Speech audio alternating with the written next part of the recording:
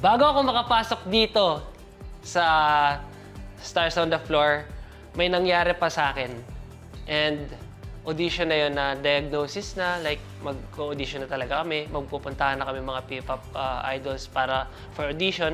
Ako na-confine ako by November. Bale, October to, na hindi ako tinitigilan ng lagnat. Balik-balik, on and off. So akala ko dengue lang siya. Tapos nung nagpa-laboratory na and everything, na nakita nila na may pneumonia nga ako. So, meron din akong namagang lymph nodes dito. So, binayopsy siya, tinanggal siya. And, ayun nga, nakita nga na may infection na nga ako sa katawan.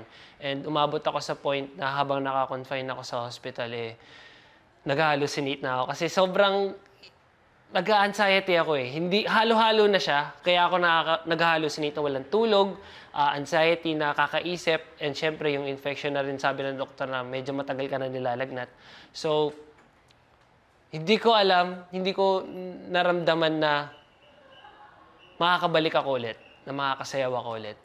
And parang tinatanggap ko na sa sarili ko na kahit yung mag-perform ako sa group ko na first one, parang hindi ko na maaabutan. Kasi may concert kami nun, ng November 23. Tapos kinancel yun dahil sa akin.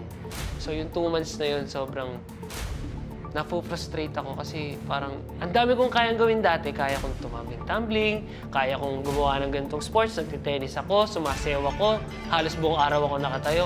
Tapos nung mga araw na yun, within 2 months na nagpapagaling ako, halos kahit pag-upo, nananakit yung likod ko. Umabot sa point na umiiyak ako mag-isa kasi wala akong kwenta, hindi ako makagalaw.